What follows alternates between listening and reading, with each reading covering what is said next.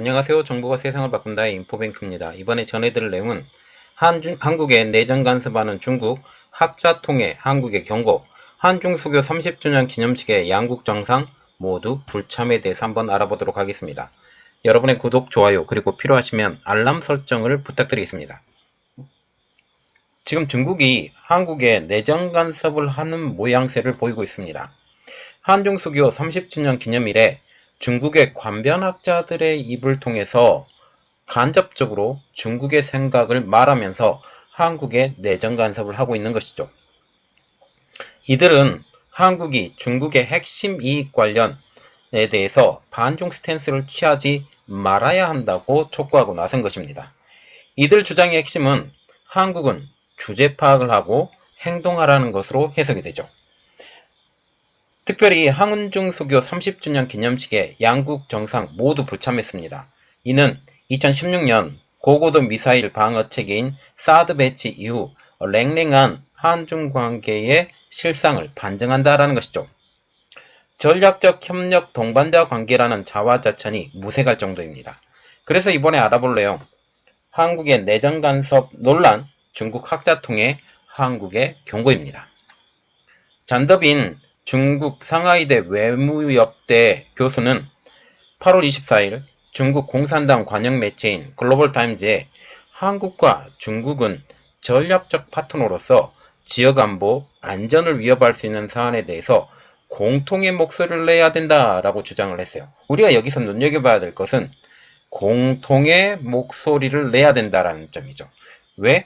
지역안보와 안전을 위협할 수 있는 사안에 대해서. 즉, 이 말은 지금 중국이 대만에 대해서 위협을 하고 있죠.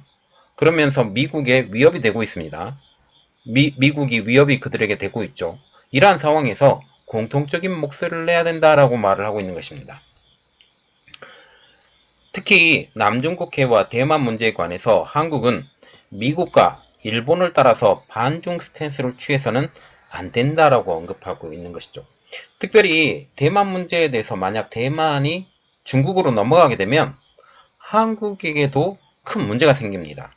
더 이상 여기를 막아낼 도리가 없다라는 거죠. 이러한 이야기가 나오고 있습니다. 중국 본토와 대만을 잇는 다리를 지을 것이다. 만약 이렇게 되면 한국에 지금 들어오고 있는 물동량 자체가 삥 돌아서 갈 수밖에 없기 때문에 이렇게 되면 한국 입장으로서는 커다란 손해를 보게 되는 것이죠. 잔더비는 특히 사드 문제는 중국 핵심 이익을 침해하는 사안이자 우리의 중요한 관심사이다 라고 하면서 이런 메시지는 한국의 사드를 배치해서는 안 된다라는 사실을 담고 있다 라고 강조를 했습니다. 지금 사드 문제 자체가 지금 문제가 아니에요. 이것은 미국을 견제하는 입장이죠. 그래서 사드 문제는 결코 우리는 우리의 목소리를 내야 된다라는 측면으로 우리는 봐야 되죠. 앞서서 잔더비는 한국의 탈중국도 비판을 했는데요. 한국의 대중국 정책 그리고 미국 서방 맹목적 추정 안대라는 글로벌타임즈 기고문에서 오늘날 한국은 마치 주동적으로 중국과 대결이 요구되는 큰 의제를 만들고 있는 것 같다. 이러한 대결은 쌍방의 이익에 부합하지 않고 한국에 끼치는 부정적인 영향이 더욱 클 것이다. 한국은 스스로 병을 만들고 그 원인을 제공했다. 나아가 병 증세에 걸맞지도 않은 처방을 하기까지 했다. 일부 한국인들은 주동적으로 중국과의 탈동조화를 하고 주동적으로 중국과의 대결을 펼쳐서 미국과 서방에 충실히 따르는 것을 보여주기만 하면 나라의 경제성장과 국가 안보를 가져올 수 있을 것이라고 생각한다. 이는 철두철미한 오판이다라고 맹목적인 친서방 정책을 비판한 것입니다. 지금 우리나라는 우리나라를 위해서 지금 탈중국을 하고 있어요. 특별히 사드 문제 때문에 우리나라는 중국에서 견딜 수 없는 상황이 되었죠. 그러면서 탈중국을 할 수밖에 없는 상황으로 만들어 놓고 자기 자신이 우리나라 탈중국 하면 안 돼 라고 지금 어불성설의 말을 하고 있는 것입니다. 한국을 향해 경고성 발언을 연이어하고 있는 잔더비는 중국 푸단대에서 북미 관계의 연구로 박사학위를 받은 후 상하이 대외무역대 한반도 연구센터 주임 겸 교수로 활동하고 있습니다. 그래서 한국통이라는 것이죠. 한국에서 5년 동안 생활을 하면서 기자, 칼럼니스트 등으로 활동하기도 한 한반도 문제의 전문가라고 하는 놈이 이렇게 헛짓거리를 하는 것이죠. 다른 중국 전문가들도 한중 관계에서 문제가 이어지고 있지만 협력이라는 큰 틀은 지속해야 된다라고 전망을 하고 있습니다. 둥샹룽 중국 사회과학원 아시아태평양 글로벌 전략연구센터 연구원은 일부 한국 언론들이 주장했듯이 한중 관계가 기로에 서 있다고 생각하지는 않는다라고 주장을 했습니다. 그는 지정학적인 환경 변화로 일부 문제가 제기되고는 있지만 한국 양국 관계가 궤도를 이탈하지 않을 것이다. 일부 문제는 양국 관계가 완전히 다른 방향으로 끌고 가기보다는 양국 관계 발전을 가속하거나 늦출 뿐이다라고 전망을 하고 있습니다. 동샹룽은 한국의 안보는 미국의 경제는 중국에 의존한다라는 주장도 항상 맞는 것이 아니다라고 하면서 이른바 한미경중 문제를 지적하면서 북핵 등 안보 문제와 연관해 한국은 중국과 협력해야 된다라고 주장을 하고 있죠. 동샹룽은 더욱 성숙한 한중 관계를 맺는 과정에서의 불확실성은 중국뿐만 아니라 한국과 한미 관계에서 비롯된다. 정치 안보 관계가 훼손되면 경제 관계도 타격을 입을 것이고 자신의 행동이 복잡한 결과를 초래한다는 사실을 인지하고 있다면 한국은 더욱더 신중해야 된다라고 신중론을 펼쳤습니다.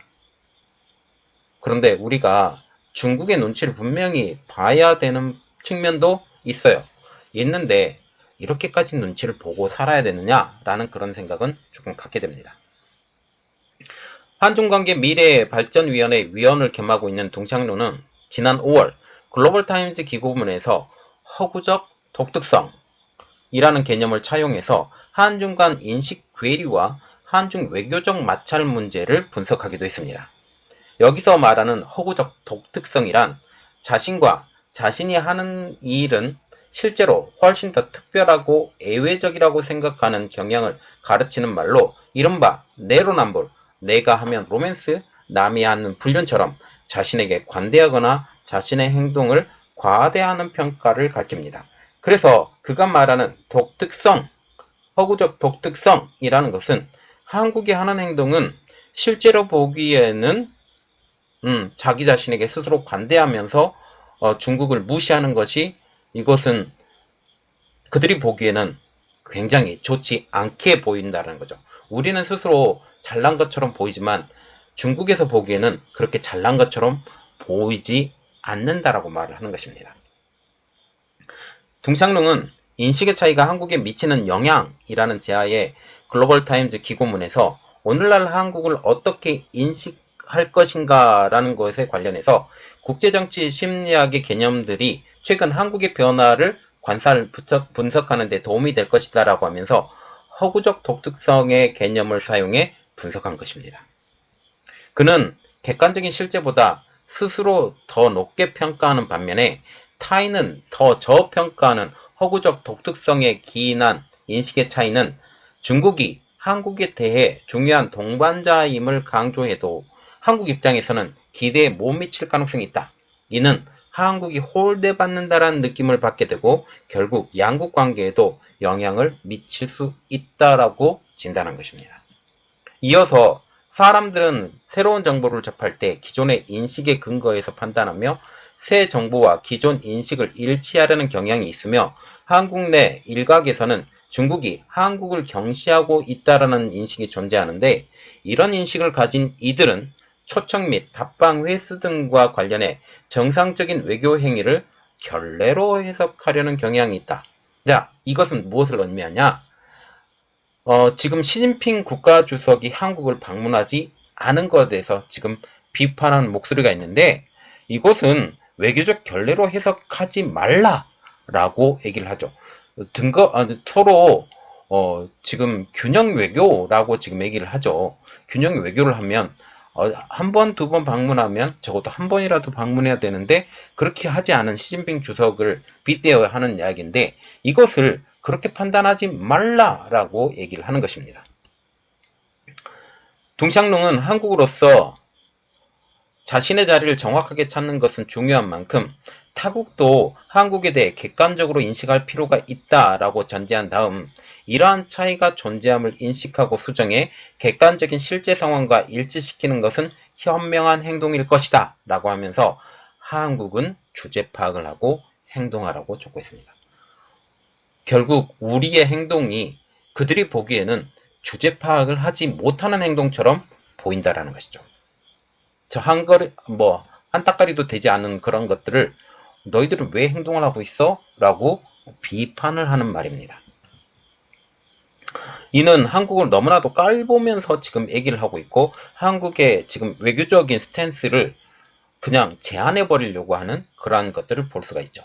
그리고 두 번째, 한중 수교 30주년 기념식 양중, 양국, 정상 모두 불참입니다. 지금 한중 수교 기념식은 한국 시간 오후 7시 서울 종로구 포시즌스 호텔 그리고 중국 베이징의 다오이타이 영빈관 17호각에서 개최됐습니다. 중국 측 장소는 30년 전인 1992년 8월 24일 한중 수교 협정식이 개최된 장소이기도 하죠. 이 자리에 양국 정상인 한국 정상인 윤석열 대통령과 중국 정상인 시진핑 주석이 아무도 참석하지 않았습니다. 단지 박진 외교부 장관, 왕이 중국 외교 담당 국무위원 겸 외교부장이 대신해서 참석해서 윤석열 대통령과 시진핑 국가주석의 축하 서한을 대독했을 뿐이죠. 만약 중국에서 참석을 한다고 했었다면 한국에서 당연히 참석을 했을 거예요. 그러나 중국이 어깃장을 놓고 자기들이 참석을 안 하면서 지금 한국도 이것에 발맞춰서 균형을 맞춰야 되니까 지금 한국에서는 외교부 장관이 참석을 하게 된 것입니다. 외교관은 의미를 부여하지만 한중수교 30주년 기념 행사는 지난 2015년 6월 한중수교 50주년 행사에 비해서도 차이가 있다라는 평가가 나오고 있습니다. 지금 한일수교 50주년 이게 2015년도에 일어났고 지금 한중수교 30주년 이것과 비교해도 차이가 굉장히 많다라는 거죠. 2015년에도 한일 관계가 별로 좋지 않은 상황이었습니다. 특별히 일본군 위안군 문제가 큰 원인이 되었었죠. 당시 박근혜 대통령과 아베 신조 일본 총리 등 양국 정상의 행사에 불참 가능성이 높았습니다. 다만 막바지 물밑 협상을 통해서 한국의 박근혜 대통령은 서울에서 아베 신조 총리는 도쿄에서 각각 주한 일본 대사관과 주일 한국 대사관 주최 공식 행사에 교차 참석을 하면서 갈등이 일단락되었었죠. 양국 정상이 상대국을 방문하진 않았지만 서로 최대한 성의를 표한 것입니다. 결과적으로 5개월 뒤 서울에서 박근혜 대통령과 아베 신조 총리가 취임 이후 최초로 양자회담을 개최하기도 했죠. 이 같은 논란을 의식한 듯 양국은 수교기념 공식 행사에 앞서서 화상연결로 한중관계 미래발전위원회 공동보고서를 제출 행사를 마련을 했습니다. 그냥 눈 가리고 아웅을 한 거예요. 2021년 8월부터 1년 동안 각계 전문가들이 참여해 양국 정부에 제출할 분야별 정책 제언이 보고서에 담겼는데 이 보고서는 양국 정부의 참고용으로 제공되며 일반인에게는 원문은 제공되지 않는다라고 외교부는 밝혔습니다. 자, 지금 보시면 지금 한중 관계가 굉장히 갈등 관계로 보이고 있죠. 물론 제 마음 같아서는 중국을 완전히 깡그리 무시하고 싶은데 중국이 세계적으로 가는 위치를 보면 그렇게 무시는 못하죠. 그러나 중국이 우리나라를 너무나도 많이 무시한 것은 사실입니다. 지금 현재 중국 정부가 말할 말을 중국의 관변학자들을 통해서 말이 나왔어요. 그러면서 그들이 말을 하죠. 한국 정부여 헛짓거리 하지 말라 라고 말을 합니다. 이것은 외교적 관계로 결례가 되는 거죠. 우리가 어떻게 중국을 다시 바라봐야 될지 우리 다시 한번 생각하고 지금 미국이 중국 때리기를 계속하고 있습니다. 미국과 같이 행동하고 움직이는 것이 지금은 더 좋은 방법이에요. 물론 중국과 등거리 외교도 해야 되지만 가장 우리나라의 좋은 방법으로 외교를 하는 것이 좋을 것 같습니다. 이번 내용은 여기까지 하겠습니다. 저희 내용이 여러분들에게 도움이 됐다고 생각을 하시면 구독, 좋아요, 그리고 필요하시면 알람 설정까지 부탁드리겠습니다. 감사합니다.